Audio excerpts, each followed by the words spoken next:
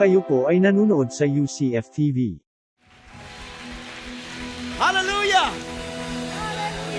We trade, Lord, all the things of our life for the joy of the Lord. Hallelujah! Come on.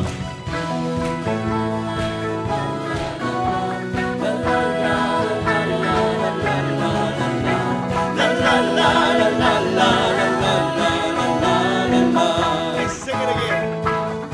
Trading my sorrow. I'm trading my sorrows. I'm trading my shame.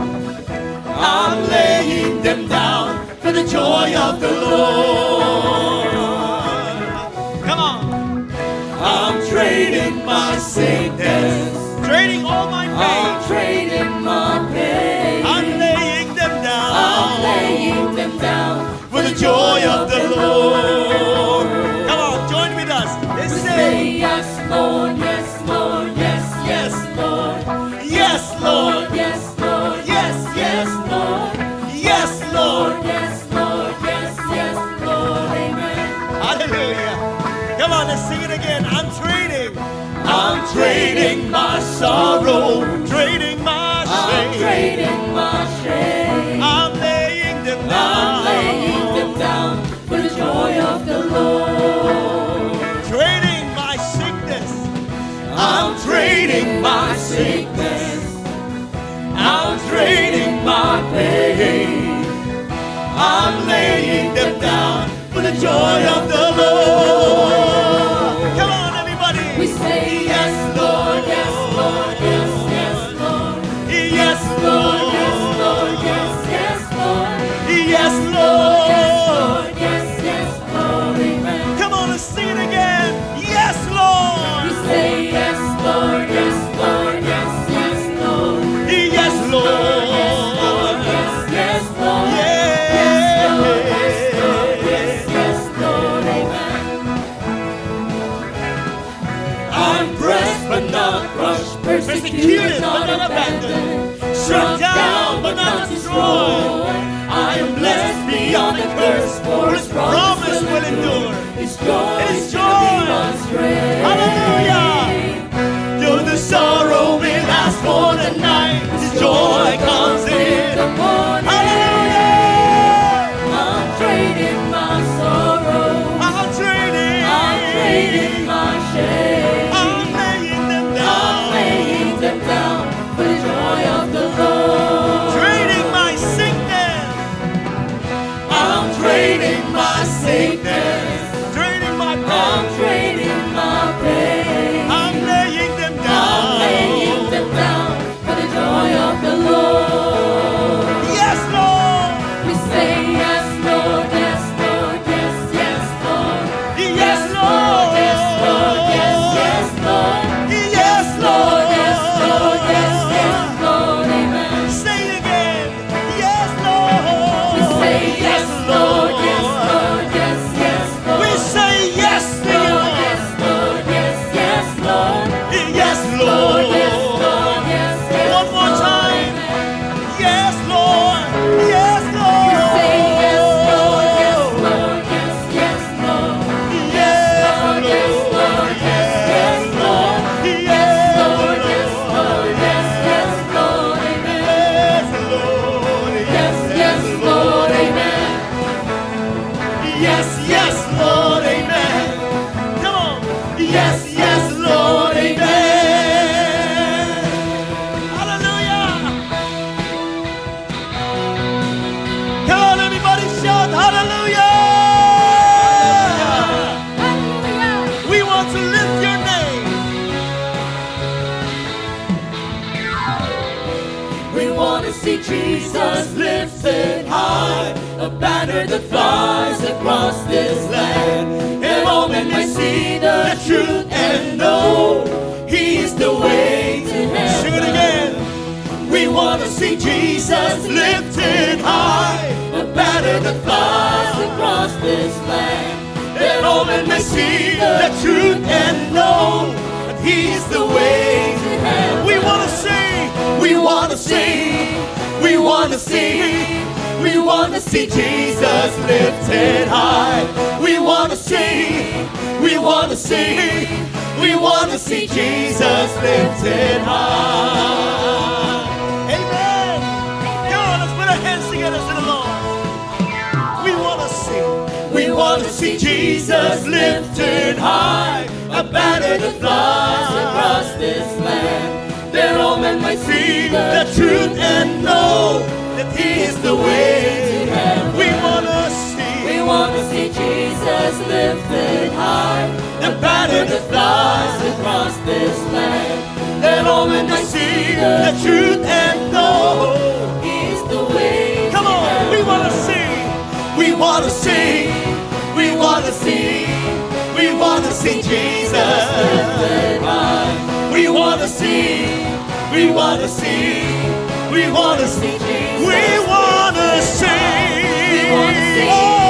we want to see, we want to see Jesus. We want to see, we want to see, we want to see, we want to see Jesus. Come on and take it out. Step by step, we're moving forward, little by little, taking ground. And every prayer's a powerful weapon. Strongholds come tumbling down and down and down and down. Hallelujah! We bless your name, Lord. And all the people of God, we want to see, we want to see, we want to see, we want to see Jesus lifted high. We want to see, we want to see, we want to see Jesus. We want to see, we want to see, we want to see, we want to see Jesus lifted high. We want to see, we want to see, thank you, we Lord. want to see Jesus. Come on, in every step, lifted high. and Step by step, we're moving forward, and little by little, taking ground. and every Prayer's a powerful weapon. Strongholds come tumbling down and down. Thank you, Lord, for the victory. Oh, we bless your name. You are most worthy. You are able, Lord. Make all grace abound. Hallelujah. We want to see. We want to see. We want to see Jesus lifted We want to high. see. We want to see. We want to see. We want to see Jesus We want to see. lifted high. We want to see. We want to see. We want to see Jesus. Lifted high. We want to see. We want to see We want to see Jesus. lifted high. Jesus lifted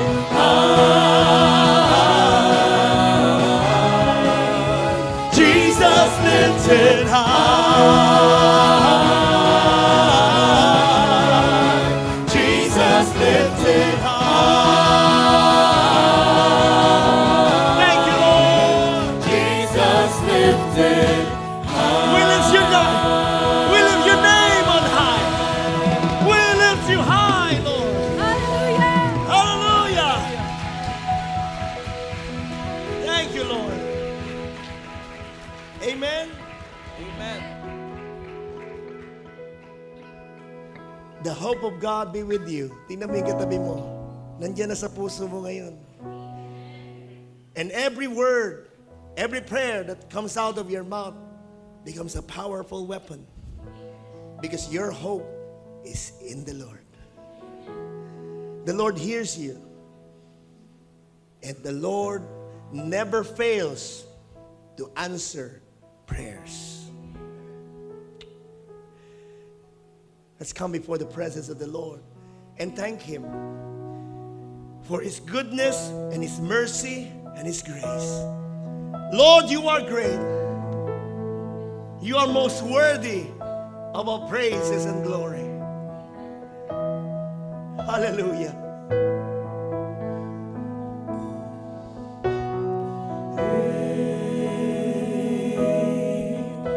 is the Lord and most worthy of our praise. The city of our God, the holy place, the joy of the ruler.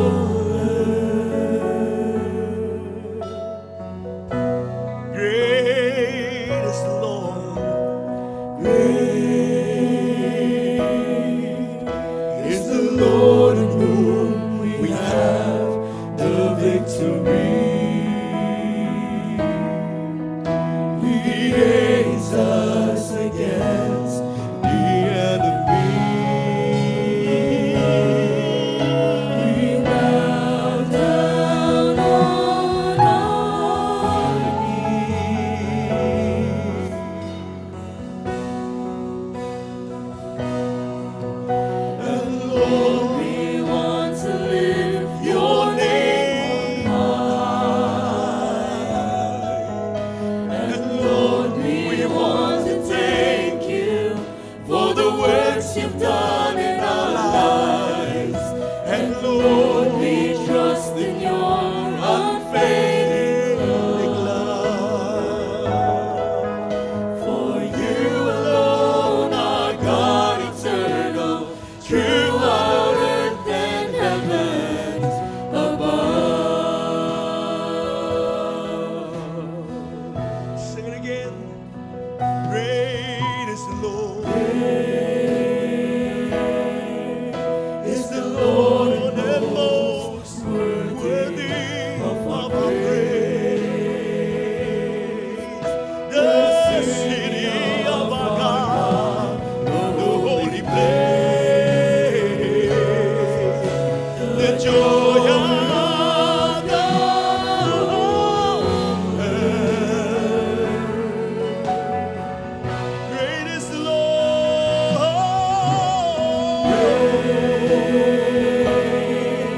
It's the Lord in whom we have the victory. The Lord is with us. He aids us against the enemy. He is in us. Emmanuel. We bow down on our knees. Lord, we lift your name. And Lord, we want to lift your name on high. And Lord, we want to thank you for the works you've done in our lives. And Lord, we trust in your unfailing love. For you alone are God eternal, true on earth and heavens above. Come on, let's lift the name. Jesus, we lift your name.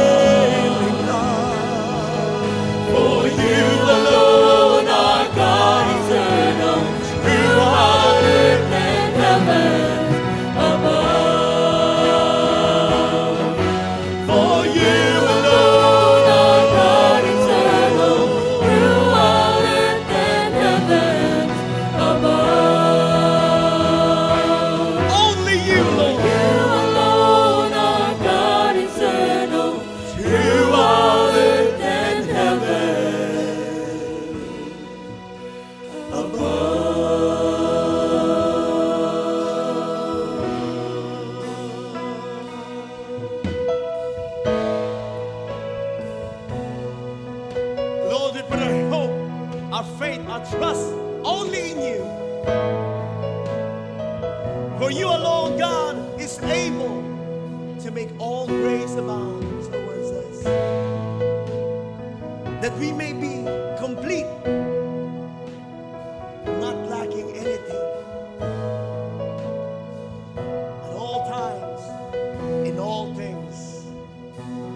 Above all power, above all kings, above all nature and all created things, above all wisdom and all the ways of man. You were here before the world began. Above all kingdoms, above all thrones, above all wonders the world has ever known, above all wealth and treasures of the earth. There's no way to measure what you're worth.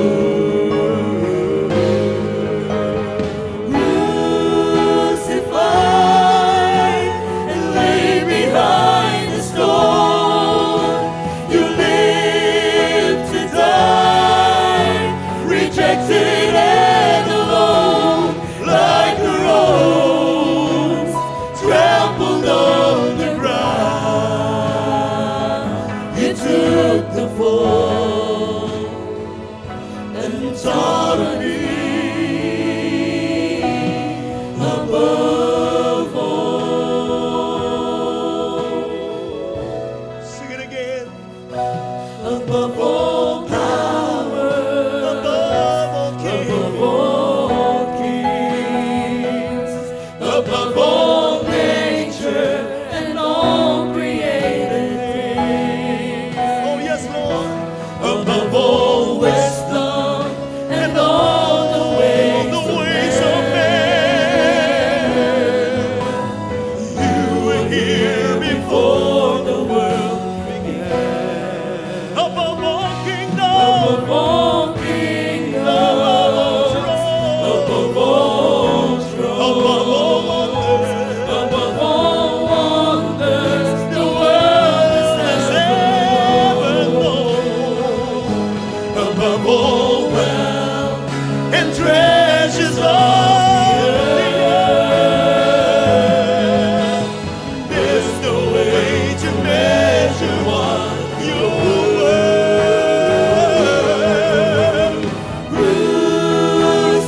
Crucified and laid behind the stone, you lived to die, rejected and alone, like a rose trampled on the ground. You took the fall and taught me. You taught me, Lord, above all. Jesus. Crucified, laid behind the stone, you lived to die,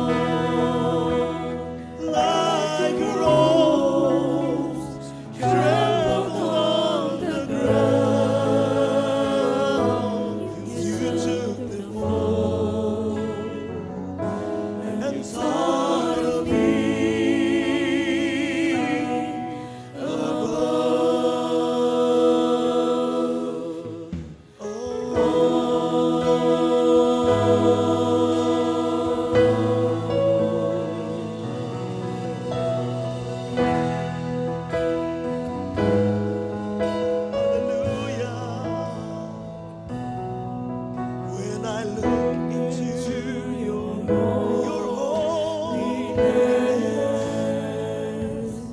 when I gaze into your loveliness, when all things that surround become shadows in the light of you.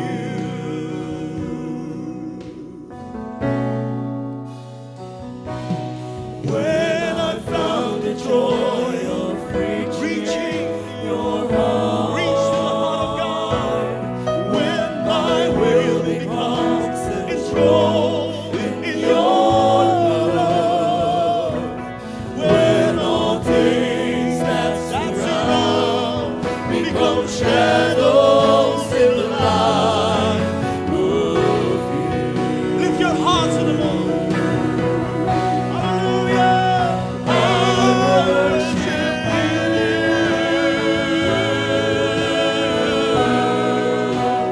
I worship you.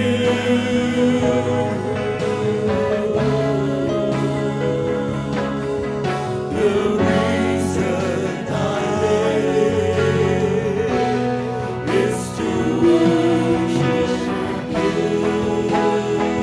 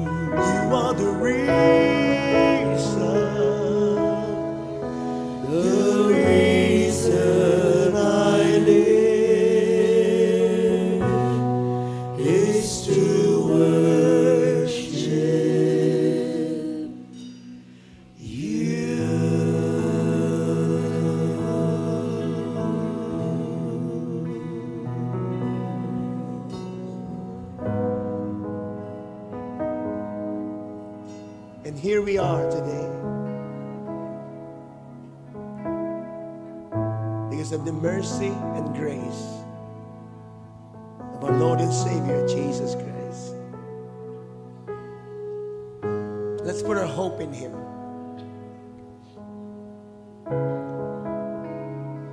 For God alone is able to make all grace abound towards you, that He, having all sufficiency in all things, that we may abound in every good work. It is the will of God that we may be abundance. Jesus said, I came to give you life,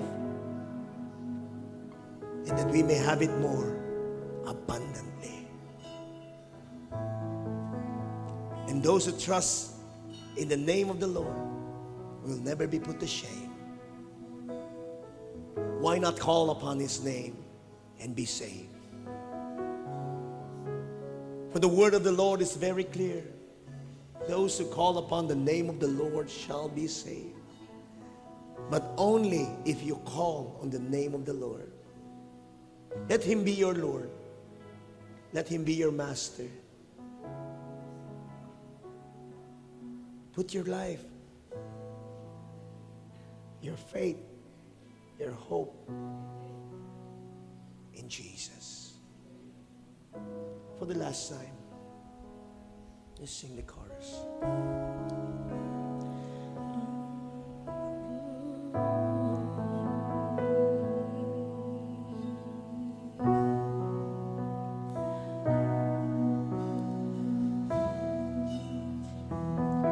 Come on, sing, I worship. I worship you.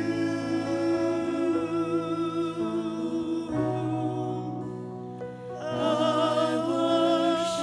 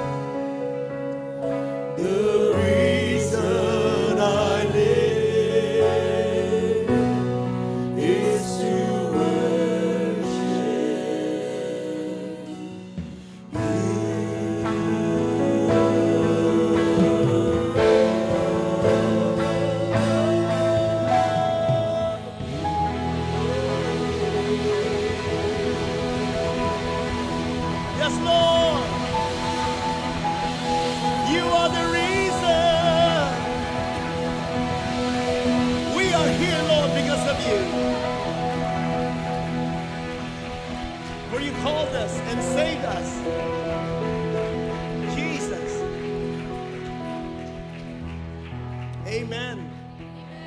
Amen. Well, let us all remain standing for the reading of the Word of God. Ayan po. So we will be reading po in the book of 2 Peter, chapter 2, verses 4 to 10. Let us all together read. Coming to him as to a living stone, rejected indeed by men, but chosen by God and precious.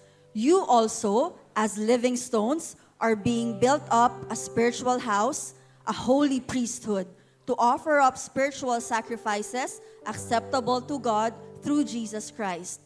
Therefore, it is also contained in the scripture, Behold, I lay in Zion a chief cornerstone, elect, precious, and he who believes in him will by no means be put to shame. Therefore, to you who believe, he is precious. But to those who are disobedient, the stone which the builders rejected has become the chief cornerstone, and a stone of stumbling and a rock of offense. They stumble, being disobedient to the word, to which they also were appointed. But you are a chosen generation, a royal priesthood, a holy nation, his own special people, that you may proclaim the praises of him who called you out of darkness into his marvelous light, who once were not a people, but are now the people of God, who had not obtained mercy, but now have obtained mercy. God bless his word.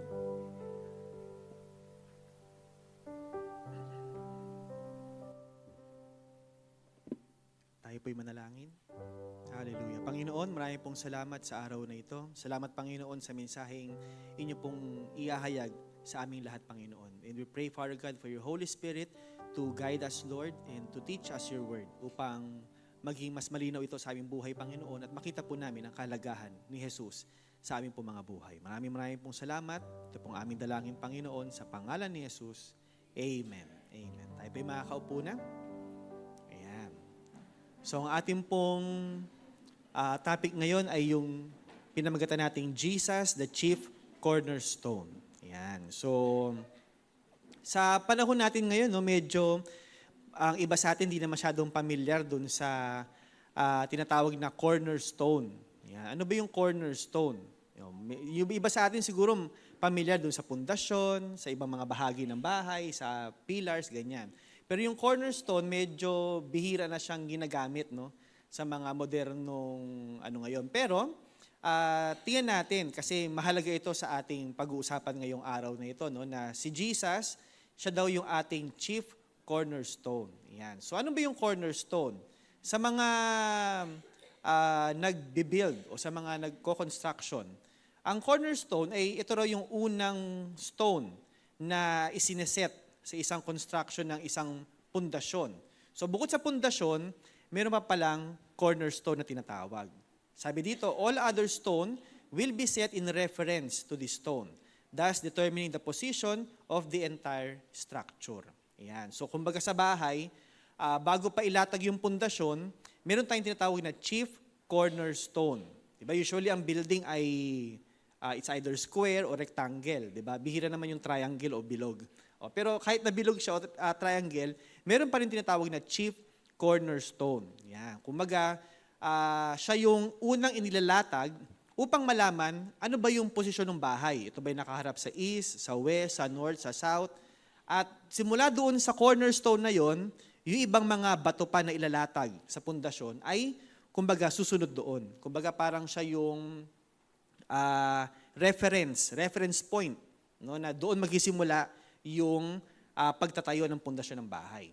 So yung isa pang parang purpose ng chief cornerstone, ito raw ay inilalagay above two walls to keep them together and prevent the building from falling apart.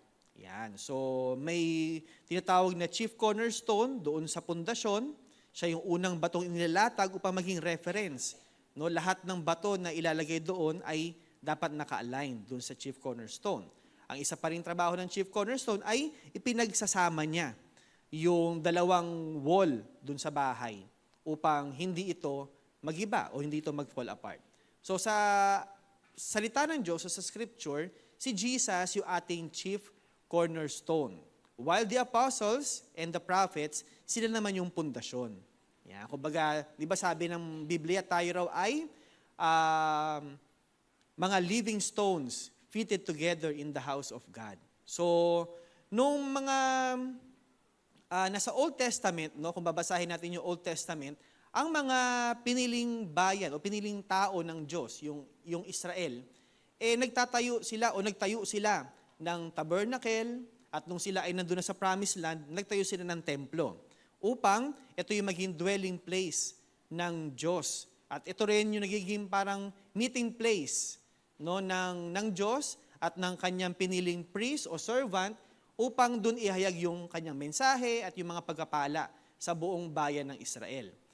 At noong si Jesus naman ay naparito, nung kanyang isinakripisyo yung kanyang sarili sa krus, gumawa ang Diyos ng bagong dwelling place niya. No, hindi na, ngayon ang Diyos ay hindi na nagdedwell sa templo o sa tabernakulo, kundi sa atin. No, tayo daw ay mga holy temple. No? So, yung dwelling place ngayon ng Diyos ay hindi na sa isang physical structure, kundi tayo na. Kaya nga sabi dun sa ating binasa kanina, we are being built up as spiritual house. So dati, ang templo o ang tabernakulo, kumbaga pwede kong sabihin, ang relasyon ng tao noon sa Diyos ay transactional. Kasi bakit? Once a year lang sila pumapasok doon, actually priest na yung pumapasok doon, hindi lahat ng tao ay nakakapasok doon sa most holy place. May ilang bahagi lamang ng templo na nakakapasok doon yung mga parang general public. Pero yung talagang most holy place na naroon talaga yung presensya ng Diyos, pari lang o yung kanilang piniling priest o yung servant ng Diyos ang nakakapasok doon. At yun ay once a year lamang. Yan. So, kumbaga parang transactional, once a year. No? Pero, ang gusto ng Diyos sa atin ngayon ay magkaroon siya ng isang relational na relationship sa atin. Hindi yung parang lalapit ka lang sa Diyos kasi may kailangan ka, lalapit ka lang sa Diyos kasi may sakit ka o meron kang gustong ilapit sa Diyos. Kundi ang gusto ng Diyos ngayon, yung dwelling place niya, ay dwelling place na meron siyang relasyon. No? Kayo ba, papayag kayo na yung kaibigan nyo lalapit lang sa inyo kapag may problema? O yung anak mo lalapit lang sa iyo kapag nahihingin? Di ba? Kaya ka nga nakipagkaroon ng relationship sa isang kaibigan, sa isang magnanay, magtatay, di ba, anak at magulang, kasi gusto nyo magkaroon ng relationship, no, na hindi lang siya lumalapit sa iyo kasi may kailangan siya, kundi lumalapit siya sa iyo kasi mahal ka niya, mahal nyo ang isa't isa. Ang Diyos ganun sa atin. Ang Diyos ay hindi natin mga sanayin ni Pastor Jen kayo na huwag natin gawing wishing well yung Diyos. No, na lalapit ka lang doon kapag meron kang wish. No? Lalapit ka lang o magisimba ka lang kapag meron kang kailangan. Ang pagisimba o ang paglapit sa Panginoon ay isang paglapit na mayroong relasyon dapat. Mahal mo ang Diyos kaya ka lumalapit. Kasi alam mo rin na mahal ka ng Diyos. Kaya mo siya nilalapitan. Yan. So, yung dati, ganun yung parang konsepto nila ng dwelling place ang Diyos. Doon lang talaga nag-dwell ang Diyos doon sa lugar na yon. Pero nung si Jesus ay naparito at sinakripisyo niya yung kanyang sarili sa krus, doon na nagsimula na ang Diyos ay nais nang gumawa ng bagong dwelling place. At yun ay sa ating mga buhay. Yan. At dahil tayo, no? Kasi katulad din ng prinsipyo ng pagkatayo ng bahay, nandun pa rin yung prinsipyo ng chief cornerstone. Yan. So kung tayo ay ninanais ng Panginoon na maging dwelling place niya, yung prinsipyo ng pagkatayo ng dwelling place ay naroroon pa rin. Kailangan meron pa ring chief cornerstone. At sa buhay nating mga mananampalataya, tayo ng mga pinili ng Diyos, merong isang chief cornerstone. At yon ay si Jesucristo. So as spiritual houses of God, Jesus is our chief cornerstone. No? Katulad ng sinabi natin kanina, ito yung unang bato na inilalagay. Actually, bago pa ilagay yung pundasyon, meron pang chief cornerstone. Siya yung reference. Kumbaga, siya yung magtatakda na mula dito hanggang dito, yun yung ating area na pagkatayuan. At mula dito, lahat ng bato, lahat ng maging yung pundasyon ay nakasalalay doon sa chief cornerstone. So dahil si Jesus yung ating chief cornerstone, Jesus is our chief cornerstone or reference to our obedience to God. Kumbaga, kasi maraming mga religion, maraming mga paniniwala na sabi nila, ganito sumunod sa Panginoon. Ito yung mga ritual na kailangan mong sundin. Kumbaga parang ang dami-daming, maraming mga doktrina, maraming mga paniniwala. Paano ba sumunod sa Diyos? Yung iba sabi, kailangan kapag nagdadasal, mayroong imahe, mayroong kang tinitignan. Kailangan yung iba may mga hawak pang mga beads. Iba kailangan nakaluhod ka mula pintuan ng simbahan hanggang dun sa altar, kailangan lumuhod. Yung iba kailangan nakapaa. Iba kailangan nagme-meditate daw para tayo makasunod sa Panginoon. Napakarami kung titignan mo yung mundo. Pero may itinakda kasi ang Diyos na ating susundan. At yon ay si Jesucristo. Nung siya ay dumating, nung siya ay naparito sa mundo natin, ipinakita niya. Ito ang tamang pagsunod, ito ang tamang pagmamahal, ito ang tamang mga dapat na mayroon ang nais na maging anak o tagasunod ng Panginoon. So si Jesus, yung ating chief cornerstone o reference for obedience to God. Mababasa natin yan sa John chapter 6, verse 38. Sabi niya dito, sabi ni Jesus, "For I have come down from heaven not to do my own will, but the will of Him who sent me."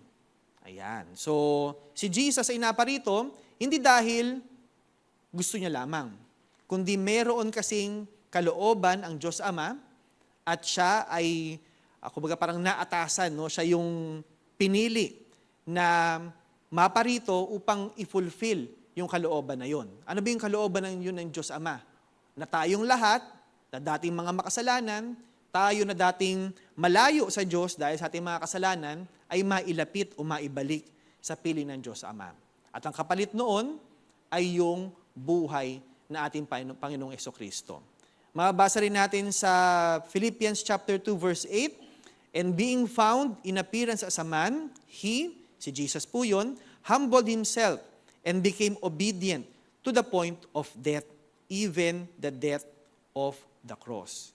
Yan. So, yung kanyang pagsunod, hindi lamang simpleng pagsunod. No? Kasi kung titignan natin mabuti, si Jesus o si Christ, bago pa siya naparito, Diyos na siya. No? Meron na siyang pagka-Diyos. So iniwan niya yon upang siya ay magkatawang tao, upang i-fulfill ano ba yung kalooban ng Diyos para sa ating lahat. So iniwan niya. No? Kumbaga parang siya ay nagpakababa. Diyos na siya, pero pinili pa rin niyang magkatawang tao upang sumunod sa kalooban ng Diyos Ama. At hindi lang yon. Kung remarkable na yung isang Diyos, nagkatawang tao, ipinakita pa ng Panginoong Jesus yung kanyang pagsunod, yung kanyang obedience sa Diyos Ama, nang inalaw niya na ang kanyang sarili ay masadlak doon sa kamatayan. Kasi bakit? Yung kamatayan sa krus ay bahagi ng kanyang pagsunod. Yung kamatayan sa krus ay bahagi ng kalooban ng Diyos upang tayo na minsan ay nawalay o na napalayo sa Panginoon o sa Diyos dahil sa ating mga kasalanan ay makabalik. No? Kasi bakit? Wala kasing ibang pamamaraan, no? Kundi si Jesucristo ay mamatay sa krus, mabayaran yung ating mga kasalanan at tayo ay makabalik sa Kanya. Although before, nagbigay ng pamantayan ng Panginoon. Paano ba ang mga Israelita ay makabalik sa Kanya? Pero yung kautusan na yun kasi ay exclusive lamang sa mga Israelita. Paano tayo? Mga Pilipino tayo. Iba Chinese dito. Yung iba, ano ba yung mga lahi ng iba dito? Iba-iba yung lahi natin. Siguro, kung meron tayong lahing Israelita, ilan na lang yun? 0.1%. Kasi nga, di ba, sa Pilipinas, mix-mix na tayo, di ba? Noon, malay mo, meron ka palang lahing Israelita, di ba? Noon kasi, yung pagiging anak ng Diyos ay nakabase sa kanilang nationality. No? Pero, sabi ng salita ng Panginoon, nasa puso ng Diyos na lahat tayo ay maligtas. So lahat, hindi lang mga Israelita.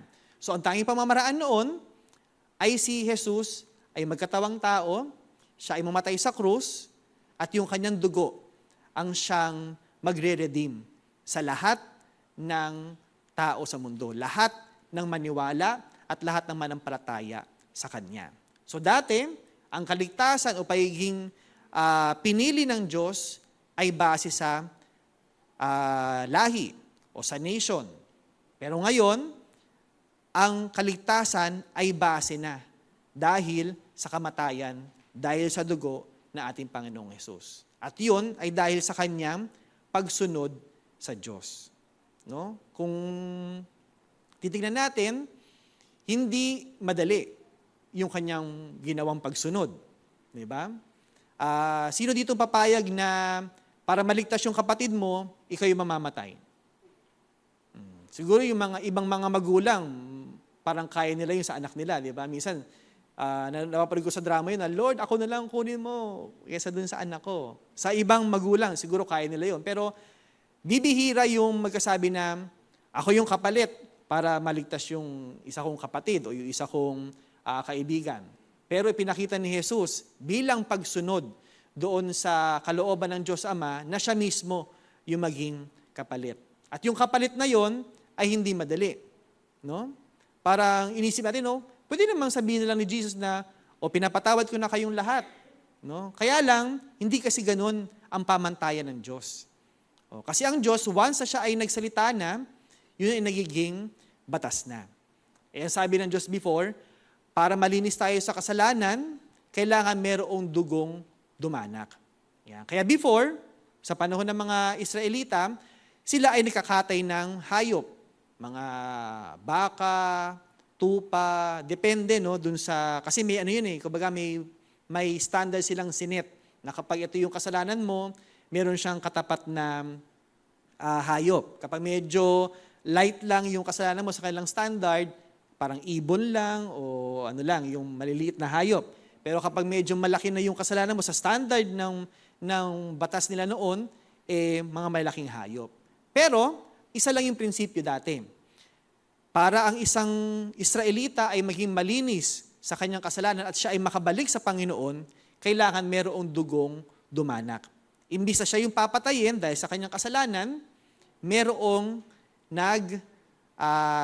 halili sa kanya. Alam mo sa English no, nag-substitute, no, parang proxy, may proxy siya na imbis na siya yung mamamatay, yung hayop na yun ang mamamatay. Kasi yun ang ginawang pamantayan ng Diyos. Upang makabalik kayo sa akin, kailangan merong dugong dumanak. Kasi ang kabayaran ng kasalanan, sinasabi ng salita ng Diyos, ay kamatayan. At hindi na yun mababago. Kaya, para maisakatuparan ang kalooban ng Diyos sa tayong lahat ay makabalik sa Panginoon, na tayong lahat ay makabalik sa kaharian ng Diyos, kailangang sundin ni Hesukristo yung pamantayan na yon. At hindi na siya yung nagkatay ng hayop. Kasi yung hayop, pang ano lang yun kunyari ako, may kasalanan ako. Yung dala kong hayop, ang babayaran lang nun ay yung aking kasalanan.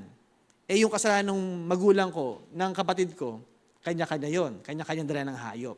Pero si Jesus, sabi ng Biblia, siya ay namatay once and for all. Minsan lamang. At yung minsan na yun ay para sa lahat. Kasi bakit?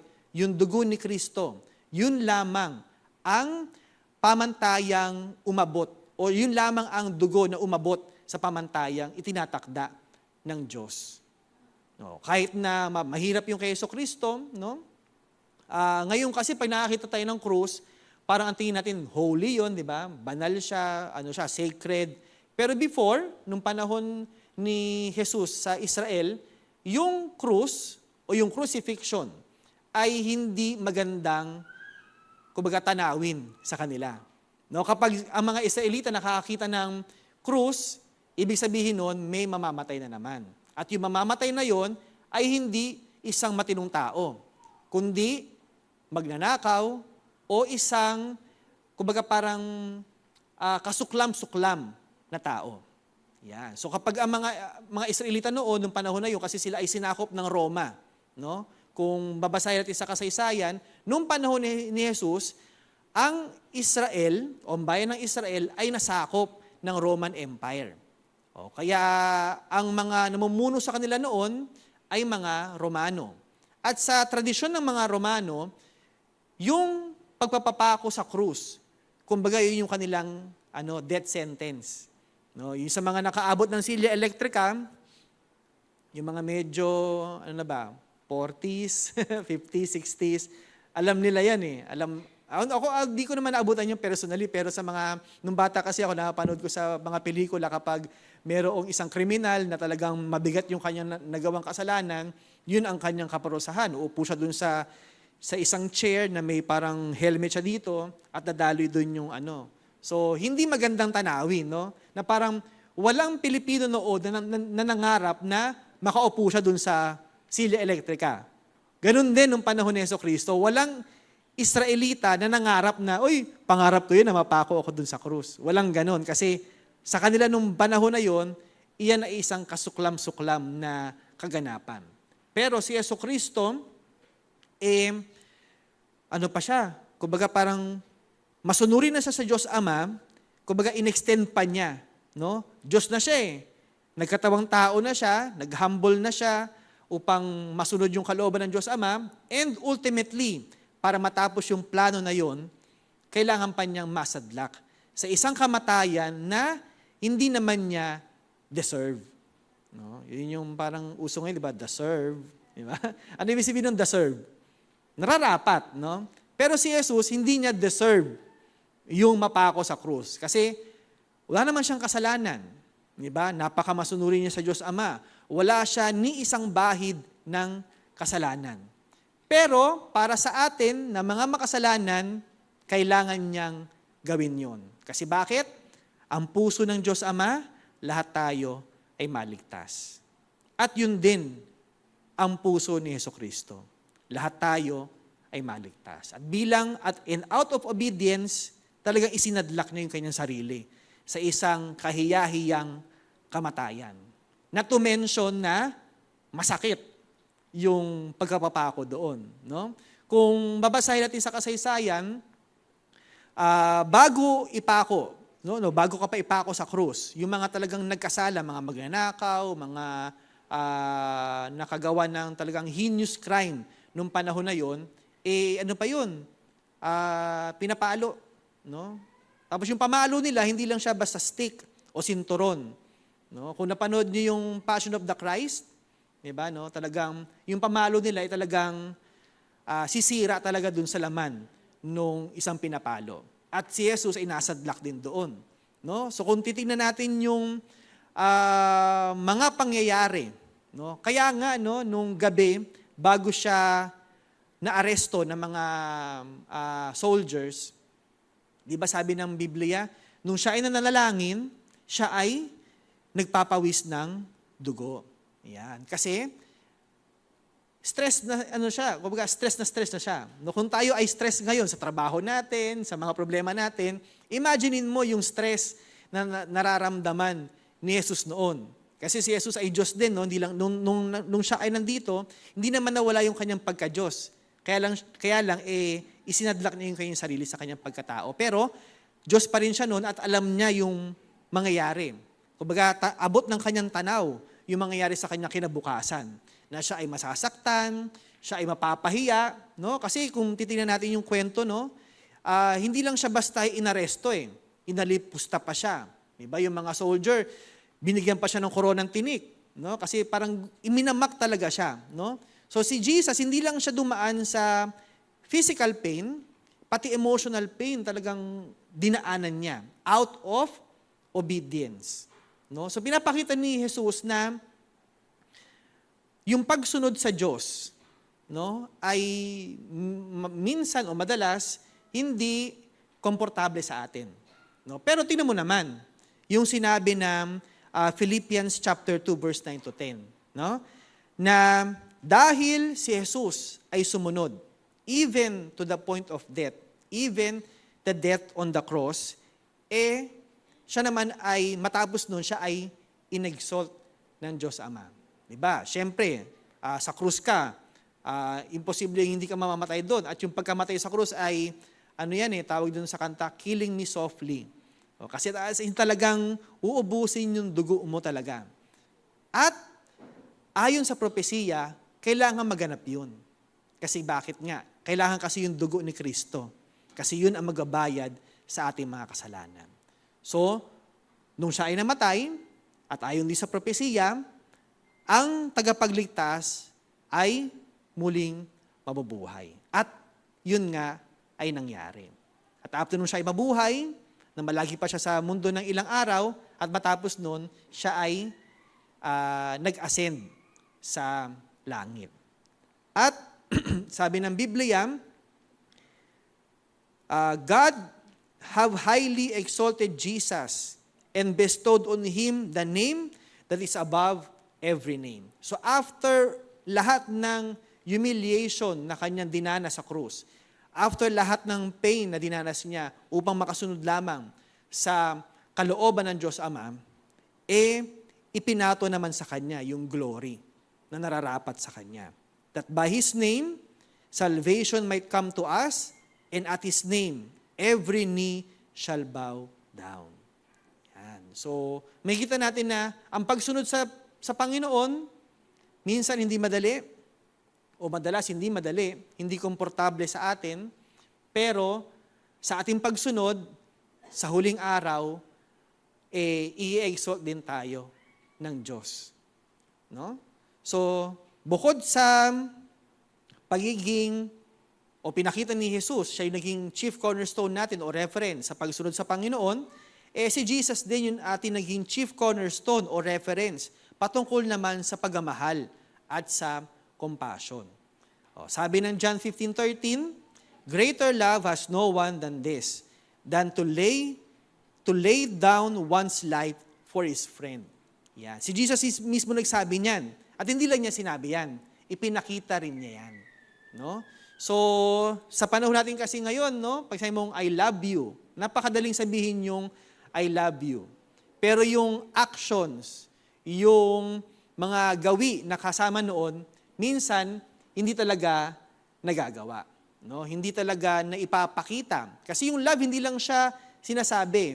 Yung love, hindi lang siya pang chat o pang text, pang greeting card, pang Valentine's Day lang, pang Mother's Day lang, kundi ang love ay isang action word siya, di ba? Kung titignan mo sa English, siya ay verb.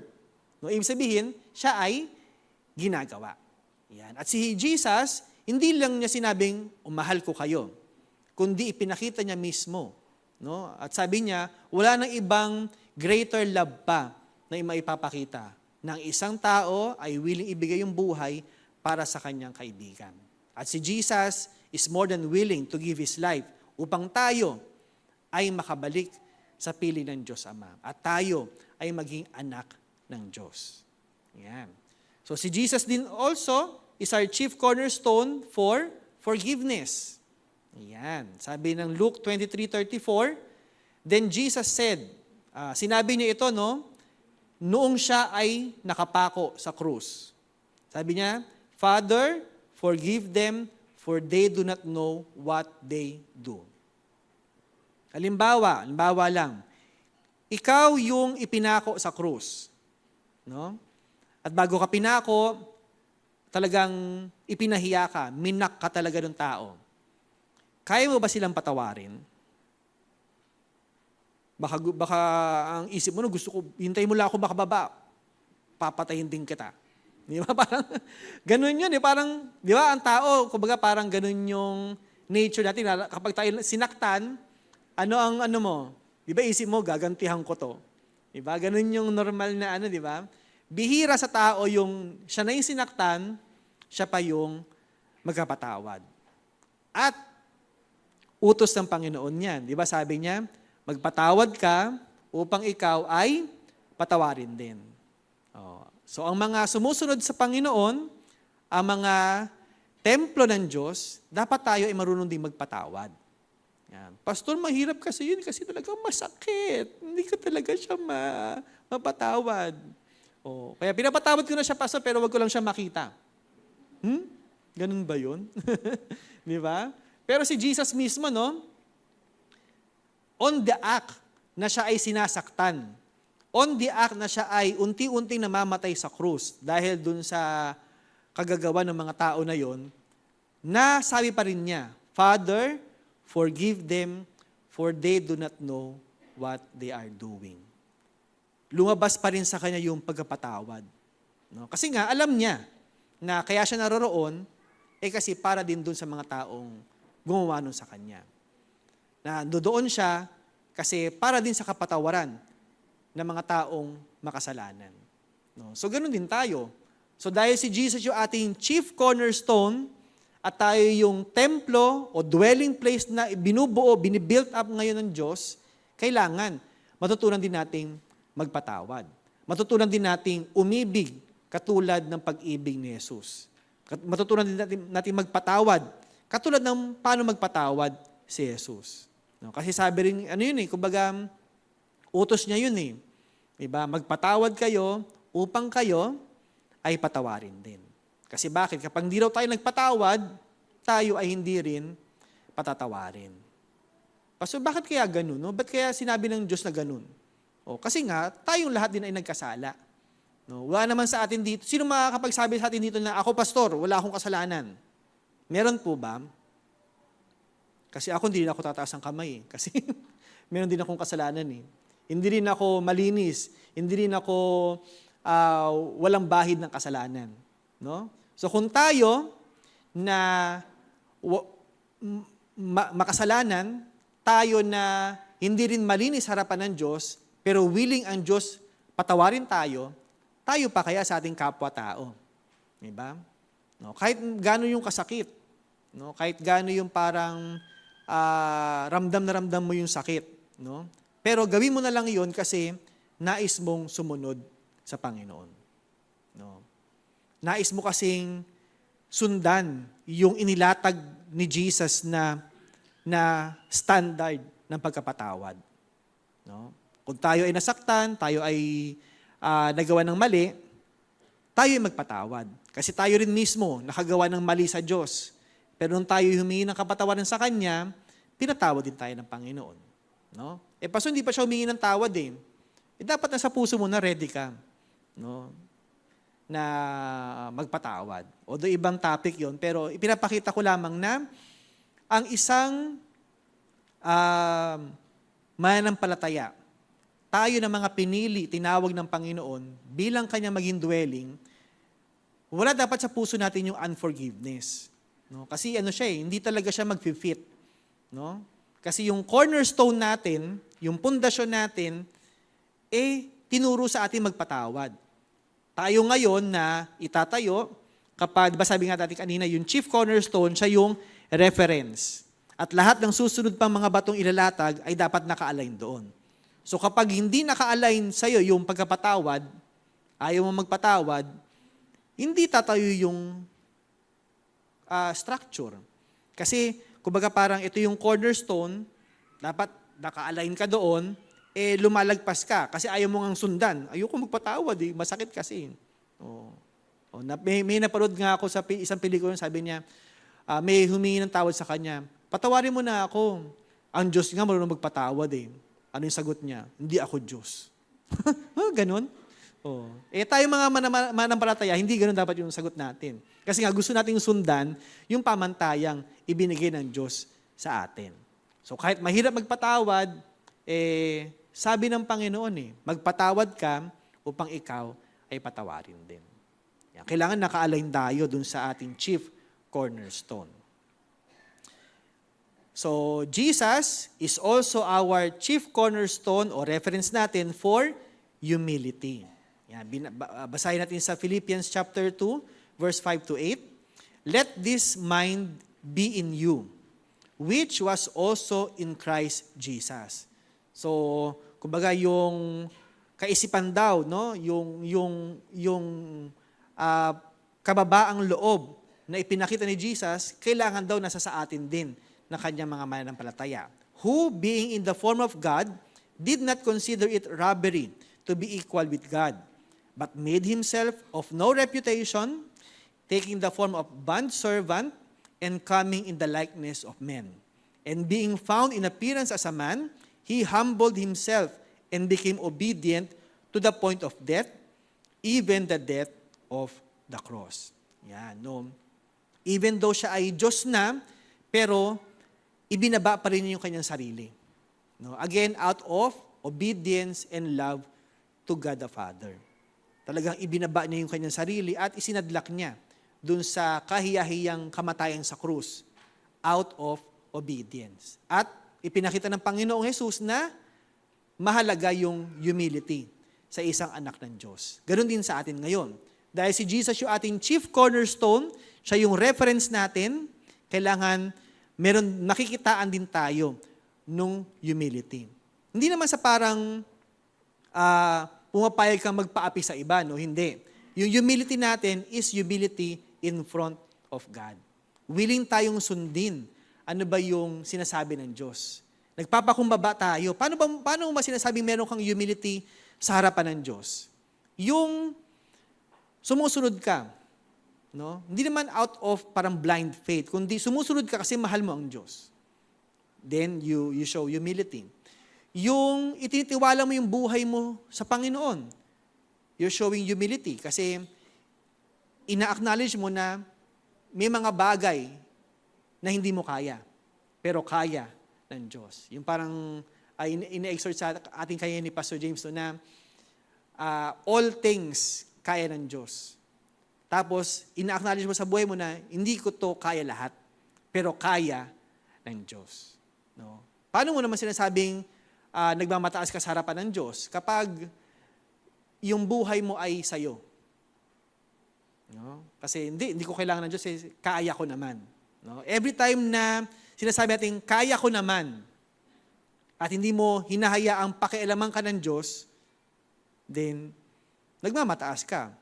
Kasi sinasabi mong hindi kaya ng Diyos. Pero ako, kaya ko. No? Kaya ang mga anak ng Diyos, talagang yung pagtitiwala ay nasa Panginoon. And with that, we show yung ating humility, yung ating pagpapakumbaba sa harapan ng Diyos. Yan. So tayo daw ay mga holy temple of God. So dati merong tinatayong tabernacle o templo na maging dwelling place ng Diyos. Tayo ngayon, na dahil si Jesus ay namatay na sa krus, siya yung nagbayad na sa ating mga kasalanan, nagtatayo ngayon ang Diyos ng kanyang bagong dwelling place. At yun ay tayo, mga tinawag at pinili ng Diyos. And because Jesus is our chief cornerstone, we are also sanctified and become righteous and holy because of Him. No? Natatandaan natin na yung mga templo, yung tabernacle na tinatayo, hindi lang siya basta tinayo o parang kinonstruct. Bago talaga nagdwell ang Diyos doon, yun ay sinanctify pa ng Panginoon. May mga ritual pa silang ginawa para masabing sanctified na yung lugar na yon. At sa ating panahon ngayon, tayo na mismo yung templo, kailangan natin si Jesus pa rin. Upang itong templo na ito, itong dwelling place na ito ng Diyos ay maging banal. Kasi tandaan natin, hindi maaaring magdwell ang Diyos sa isang templo o sa isang dwelling place na hindi banal. No? So paano gagawin, Pastor? Kailangan ba meron din tayong ritual na gagawin? Kailangan ba maliligo muna tayo? Kailangan ba yung ginagawa kapag Holy Week ng mga nagkapapalo sa likod? Kailangan ba magpapako din tayo sa krus? Hindi. Kasi yon ay ginawa na ni Jesus. Sabi nga ng Biblia, di ba? Jesus died once and for all. So ano kailangan natin gawin? Kailangan si Jesus ay nasa sa ating buhay. Kasi si Jesus is both the Holy One and the one who can make us holy. Nilagay ko yung emphasis dyan, the one. Ibig sabihin, siya lamang ang makapagbibigay sa atin ng kabanalan ng righteousness. Sabi ng 1 Corinthians 1:13, "But of Him you are in Christ Jesus, who became for us wisdom from God, and righteousness, and sanctification, and redemption." Tayo, sa ating sariling pamamaraan, hindi natin kayang gawing banal yung ating sarili. No? Kasi nga, tayo ay nasadlak sa kasalanan. So, walang ibang pamamaraan upang ang isang tao ay maging banal at maging pleasing, maging katanggap-tanggap sa harapan ng Diyos Ama, kundi dahil kay Hesukristo. So, kailangan mong tanggapin siya, kailangan mong manampalataya sa Kanya bilang iyong Panginoon at sariling tagapagligtas. You should acknowledge na yung Kanyang ginawa sa krus, yung Kanyang pagkapasakit, yung dugong Kanyang tinigis, ay ginawa niya para sa iyo. So, hindi mo na kailangang magtigis ng sarili mong dugo. Hindi mo na kailangang gumawa ng mga ritual. Ano lang kailangan mong gawin? You put your faith and trust in our Lord Jesus Christ. At tanggapin mo siya. Buksan mo yung sarili mo upang siya ay maging Panginoon at iyong tagapagligtas. Dalawa po yun ha. Hindi lang siya tagapagligtas. Hindi lang siya naparito upang iligtas ka at bayaran yung kasalanan mo. Kailangan tanggapin mo rin si Jesus bilang iyong Lord. Yan. When we say Lord, siya na yung nasusunod sa buhay mo. Kaya nga, di ba, sabi ni Jesus if anyone who desires to be my disciples, he must deny himself, carry his cross daily, and follow me. Yun. So, hindi lang tayo lumalapit sa Panginoon, kay Hesukristo dahil gusto nating maligtas.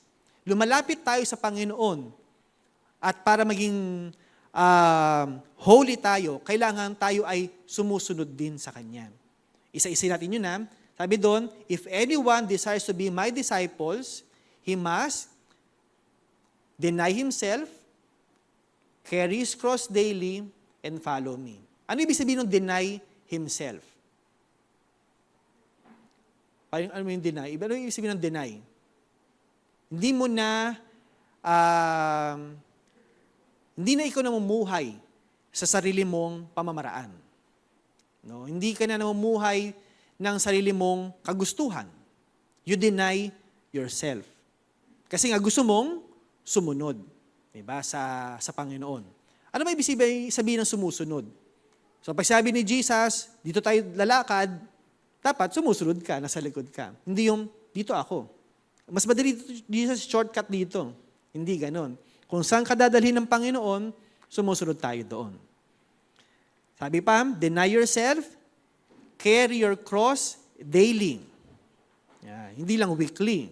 Hindi lang every Sunday. Hindi lang every may Bible study.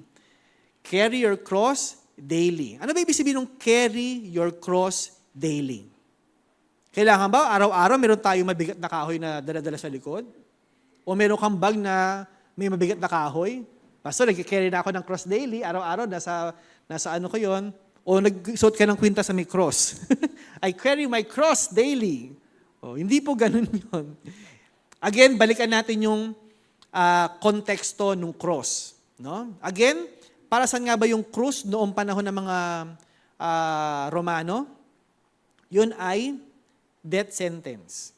No, kapag ang isang tao nung panahon na yon ay may daladalang krus, o before kasi kahoy lang siya talagang malaki.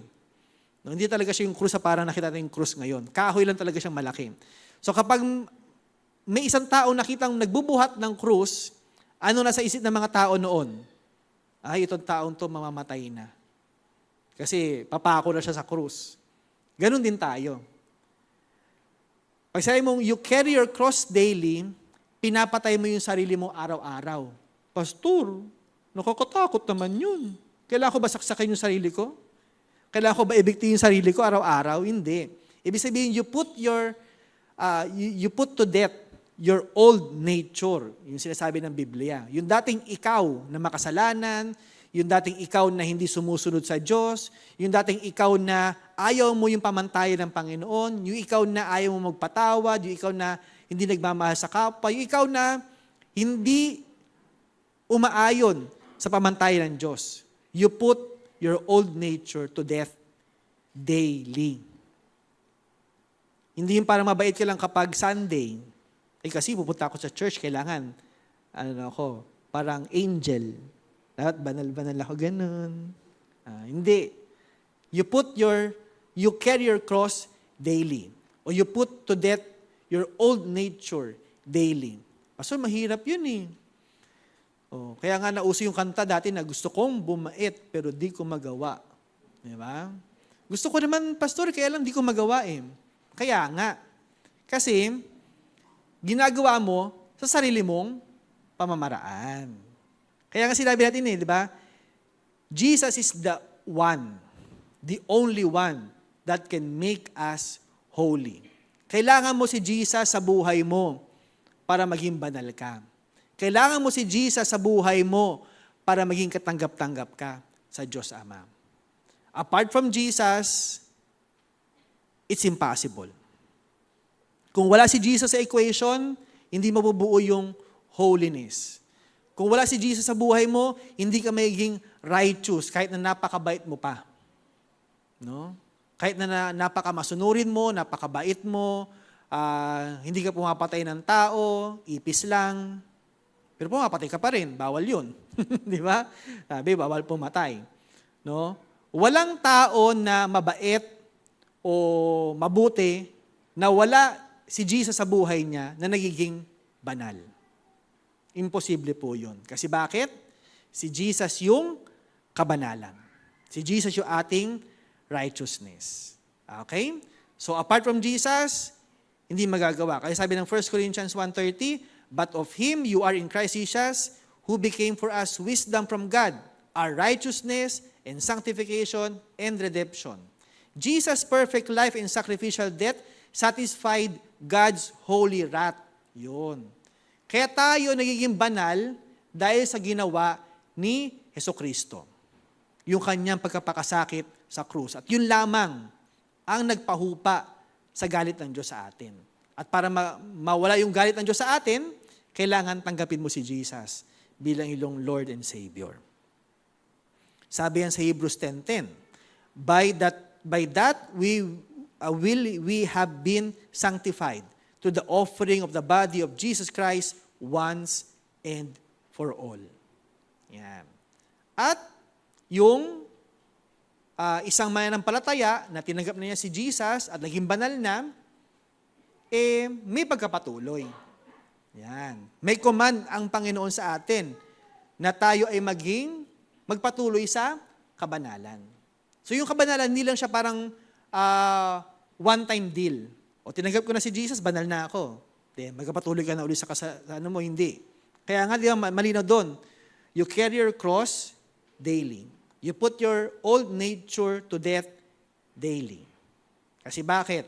As His temple, God commands us to be holy. Sabi ng 1 Peter 1:15-16, but as He who called us is holy, you also be holy in all your conduct. Because it is written, be holy, for I am holy. As His holy temple, we must worship God by offering our bodies as living sacrifice. Yan. Mahalaga rin na makita natin yung prinsipyo noon, no? Na ang mga Israelita, hindi lang sila basta pumapasok sa templo. Na parang katulad ngayon, papasok lang sa simbahan, upo lang, makinig, ganun. Hindi. Lagi sila may dalang sacrifice. Lagi sila may dalang alay sa Panginoon. Kasi nga, gusto nilang i-appease yung galit ng Diyos sa kanila. Tayo naman, bilang mga holy temple ngayon, meron din tayong dapat sakripisyo. Pero yung sakripisyo natin ngayon ay hindi na mga dead animal, kundi yung ating katawan bilang living sacrifice. So yung katawan natin ngayon, yung buhay natin ngayon, ay nabubuhay na para sa kaluguran ng ating Panginoon. Hindi na sa ating mga kagustuhan, sa ating mga sariling pamantayan, kundi tayo ay namumuhay na ayon sa pamantayan ng Diyos Ama. Sabi ng Romans 12:1, I appeal to you, therefore, brothers, by the mercies of God, to present your bodies as a living sacrifice, holy and acceptable to God, which is your spiritual worship. Yun. So, yun pala yung worship na katanggap-tanggap sa Diyos. Yung inaalay mo yung buhay mo bilang living sacrifice. And since we are God's holy, o sa ibang salita, exclusive possession, we must reflect God's moral character with holy and godly lives. Sabi ng 1 Thessalonians 4:3-7, for this is the will of God, your sanctification, that you should abstain from sexual immorality, that each of you should know how to possess his own vessel in sanctification and honor, not in passion of lust, like the Gentiles who do not know God, that no one should take advantage of and defraud his brother in this matter, because the Lord is the avenger of all such, as we also forewarned you and testified. For God did not call us to uncleanness, but in holiness. Yan. So, kalooban, no? Will of God, na tayo ay mamuhay ng may kabanalan. Mahirap? Oo. Kaya nga kailangan natin si Jesus Christ sa buhay natin. Kailangan natin ng Holy Spirit na mag-remind sa atin, magtuturo sa atin, paano ba mabuhay ng may kabanalan. Apart from Jesus, hindi kaya. So kung sa mga mananampalataya, si Jesus yung ating chief cornerstone, sinabi rin doon sa ating binasa na si Jesus din ay nagiging stumbling block and rock of offense. Pastor, parang ano yun? Contrary? Hindi po. No? While Jesus is the chief cornerstone for us, chosen by God, He is also a stumbling block and rock of offense. Kanino? To those who are disobedient to His word and to those who rejected Him. So si Jesus, hindi naman siya talaga yung, kumbaga parang, siya yung stumbling block. No? Kumbaga parang, si Jesus kasi nandiyan, kaya ako nadapa eh. Hindi ganun. Kaya ka nadapa kasi, hindi ka sumusunod. Kaya ka nadadapa kay Jesus kasi, nire-reject mo yung kanya mga katuruan. So, paano nagiging stumbling block si Jesus? O stone of offense? They stumble because they are disobedient of His word. Ayaw nilang sumunod. No? Ayaw nilang magpatawad, ayaw nilang umibig sa kanilang kapwa, ayaw nilang sundin yung kalooban ng Diyos. Kaya hindi sila makasunod kay Jesus. Nagiging stumbling block siya. Nagiging stone of offense, offensive sa kanila. Yung claim ni Jesus na yung kanyang resurrection at siya lang yung tagapagligtas, offensive yon sa iba na too much invested sa religious system o sa mga political powers of the day.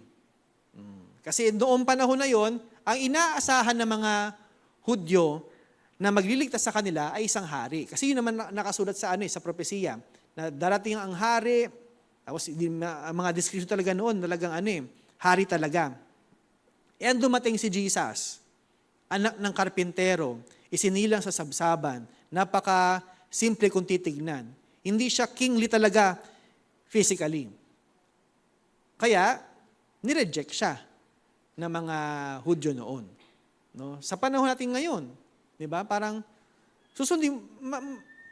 parang hindi lahat ng tao parang kayang tanggapin na si Jesus lamang yung tagapagligtas.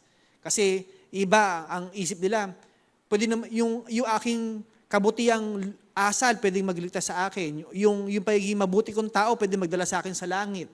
'Di ba? May isa pang celebrity noon, sinabi niya, maraming way papuntang heaven. Pero, anong sinasabi ng salita ng Diyos? Si Jesus lamang yung only way. So yung mga nagkasabing may iba pang way, they reject yung sinasabi ni Jesus. So Jesus to them becomes a stumbling block, a stone of offense. Offensive sa kanila yon.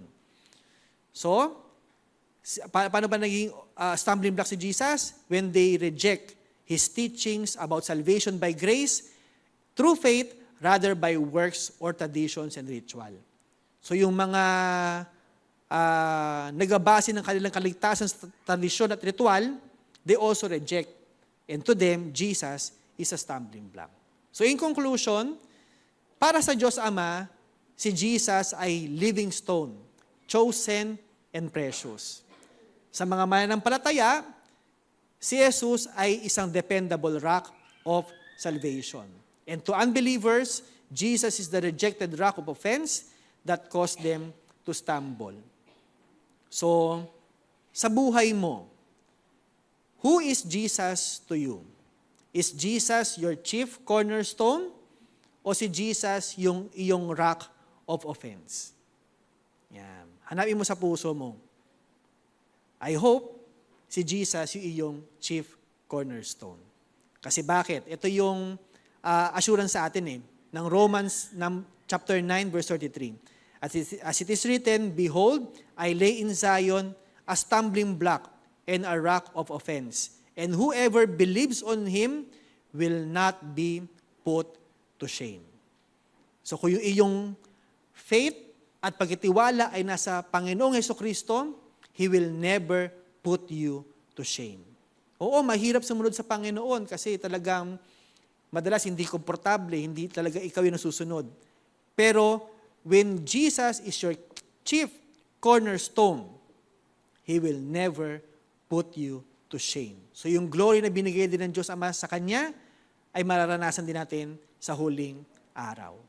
So, let us make Jesus our chief cornerstone.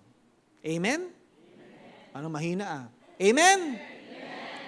Sabi mo nga, Jesus is my chief cornerstone. Amen. Amen. Mapagpalang umaga po sa inyong lahat.